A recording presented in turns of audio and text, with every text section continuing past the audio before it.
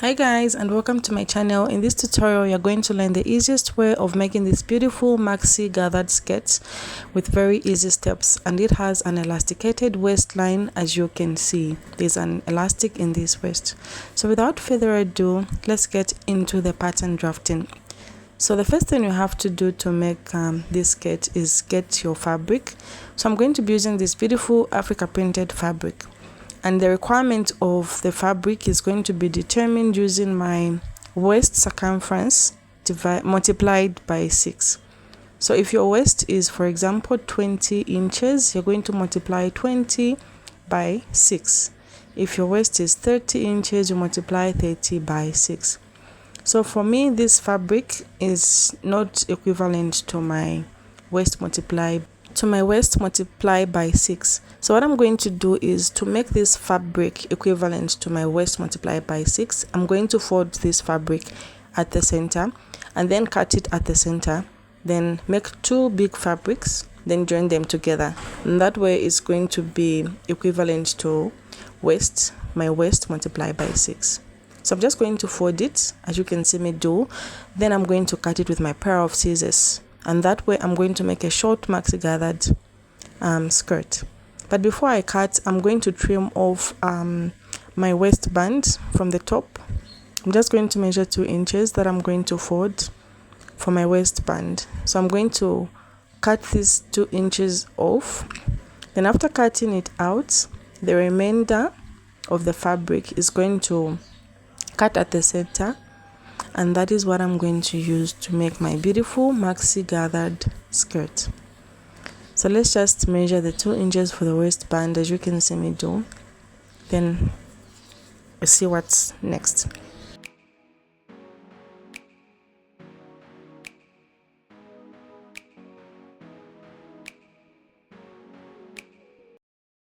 So I'm going to cut the center of the fabric as well, and then join the 2 pieces of fabric to make one big fabric. So this is a waistband that I have, so I'm just joining my 2 pieces of fabric after cutting at the center.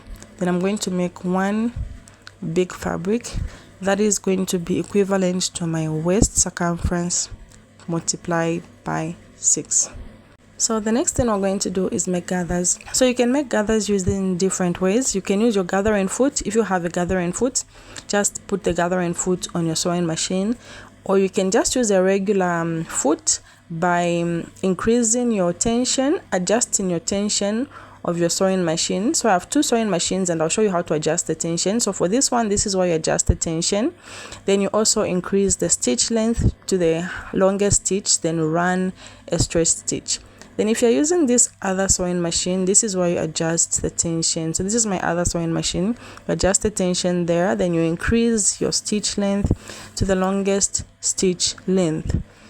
However, I'm also going to show you how to make gathers using your hand sewing needle.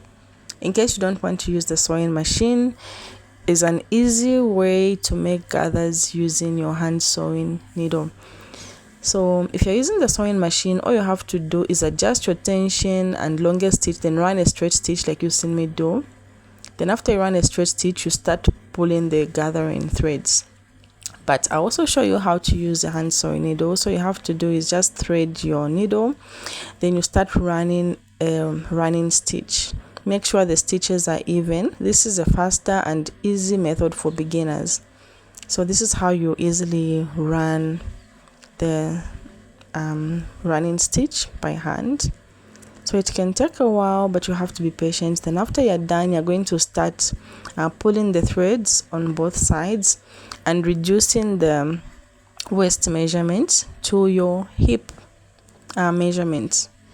So you're going to reduce this skirt to the hip measurement. So if your hip measurement is 40, make sure you reduce your gathers to 40 inches, and also you can add a joining or seam allowance of 1 inch for joining the skirt at the back. So this is the waistband. The waistband is equivalent to my hip circumference measurement. and the elastic band is equivalent to my waist circumference measurement minus 4 inches. So this is the hip circumference measurement. I'm going to join this waistband to make one hole, as you can see me do. And like I said, this is equivalent to my hip circumference measurement. It's going to be reduced to the waist measurement after putting the elastic band. So as you can see, I have reduced my gathers to the length of my waistband, and I'm also going to stitch the back, run the center back. I'm going to run a straight stitch, and then I'm also going to hem the skirt, the bottom part of the skirt. I'm just going to fold it and hem it all around. So let's just take this to the sewing machine and stitch. But before we do that, you have to make sure this is equivalent, and also stitch the elastic. So this is the elastic that I'm going to be using. As you can see, it's smaller than the waistband. So I've just so the next thing I'm going to do is I'll put the right side of my waistband in the wrong side of the skirt. Then I'll pin it and then I'll stitch it. So, yes, I said the wrong side of the skirt. I'll later turn it. So I'm going to use my pins to pin the waistband to the wrong side, the right side of the waistband facing the wrong side of my skirt. Then I'm going to run a stitch, as you can see me do. Then after running a stitch, I'm going to turn my waistband to the right side. So this can take a little time. You just have to be patient. So I'm now going to take my waistband and turn it to the right sides. So this is my wrong side, the inside of the skirt, as you can see. I'm now going to turn the waistband and fold it over to the right side, then do a top stitch. But as you are stitching, you have to leave about 2 to 4 inches opening for inserting the elastic. Don't stitch all around it. So I'm going to stitch around the waist, but leave out about 2 to 4 inches opening. So let's go and run our stitch.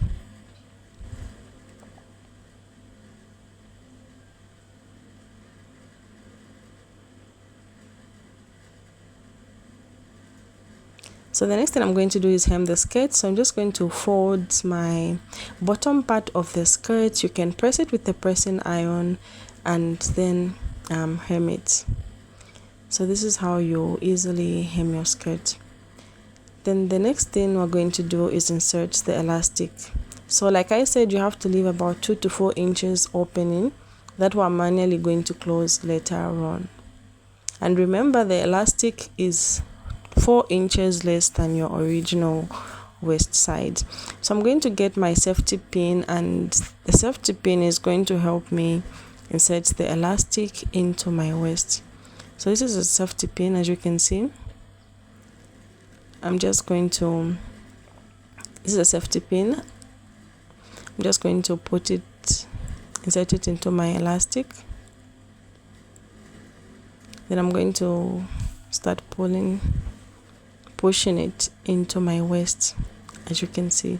So this is the opening I was talking about. You have to leave about 2 to 4 inches. You're going to manually close this later on. You can use your hand sewing needle or close it on your sewing machine. It all depends with your preference.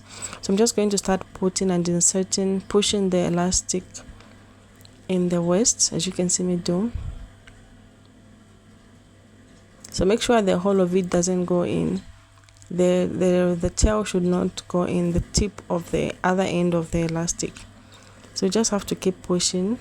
Then once it reaches here, you stitch the 2 sides, then continue pushing it in. So I'm just going to use my hand sewing needle to stitch the 2 elastic bands. You can use your sewing machine if you want. It all depends with your preferences. Then I'm also going to use my pinking shears to trim this off.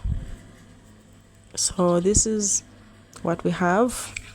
Thank you so much for watching, guys, and don't forget to give this video a thumbs up and subscribe if you found it useful.